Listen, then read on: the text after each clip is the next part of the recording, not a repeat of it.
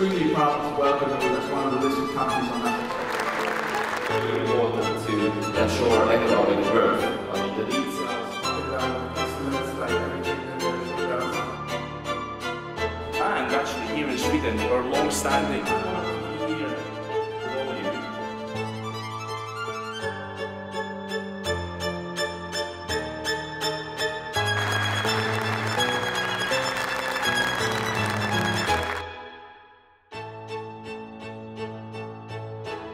Verisure and everyone here to count down.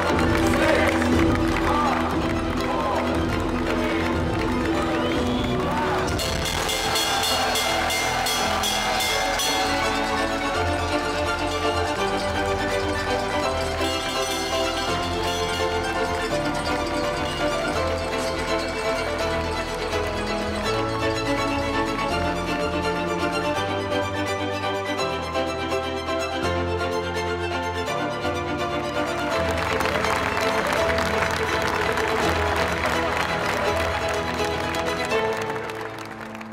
Okay, the IPO is done. What's your focus going to be here now, the next few months going forward? It's continue to trade well. Yeah. I mean, continue to grow the portfolio, continue to delight our customers, because we know that in a public market context, you know, we're under constant scrutiny. People expect beyond the IPO that the company continues to perform and continues to grow. And so, very focused now on closing out our third quarter and then preparing for the fourth quarter and then preparing for 2026. You welcomed the 60,000 new shareholders today. For the people you haven't welcomed, how would you pitch Verisure to them? I think it's a combination of two things.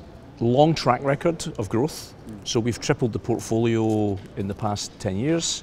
We've quadrupled the revenues. The profitability is up 5x. So track record, but also long runway of growth ahead for the future. And where do you see this growth coming from?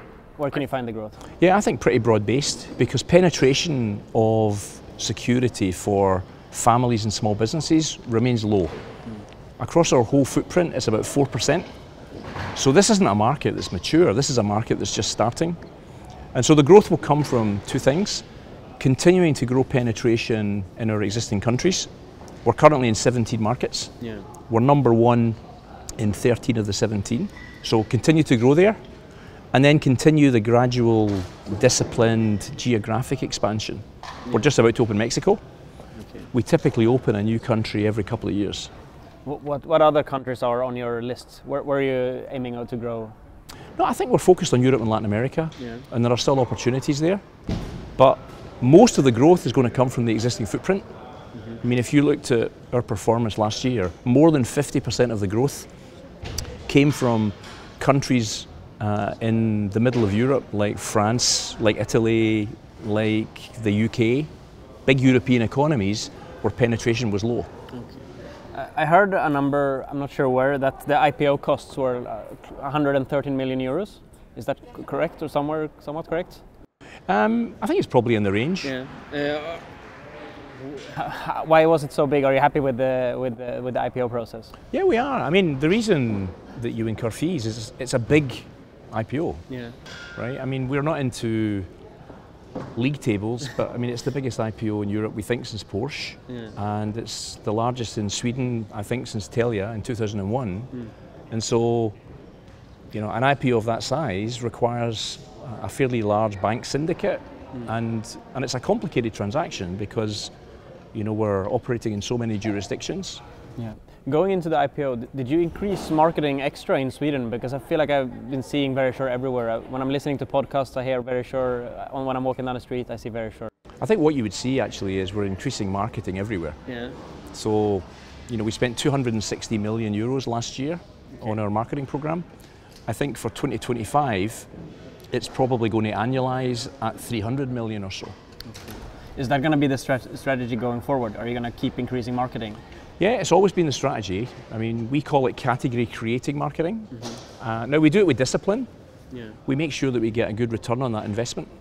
The point is that we're building very strong brand awareness. In our key markets, the brand awareness is more than 80%. And actually we take 2/3 of the market growth. Okay. So Verisure is basically the market maker, right? And that's because of the marketing investment, also because of the very strong sales presence that we have. You said in your speech here earlier that you've been planning this IPO for a while, and you've been CEO here now for more than 11 years. Are you planning in a succession, or is this just the beginning for you? I mean, I continue to believe so strongly in the growth opportunity of the company, and I intend to lead the company through the IPO and well beyond. I haven't sold any shares on the IPO, personally, because I think the growth prospects of the company are great. The other main shareholders, GIC and Hellman and Friedman, also haven't sold any shares on the IPO for the same reason, which is confidence in the future.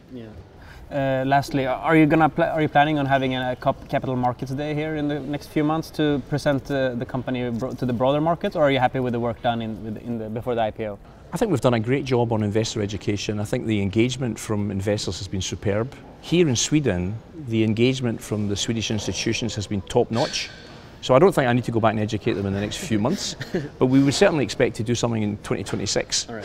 And I think we want to be a regular, frequent presence here. I mean, we take being listed here super seriously. One of the things we've liked about the NASDAQ here is that we've been able to attract a lot of Swedish investor interest, but without compromising on the international investor interest. And so we're going to end up with a shareholding base that's pretty balanced between Swedes and international. And that was the reasoning behind the listing in euros also? The listing in euros is really because our revenues are in euros.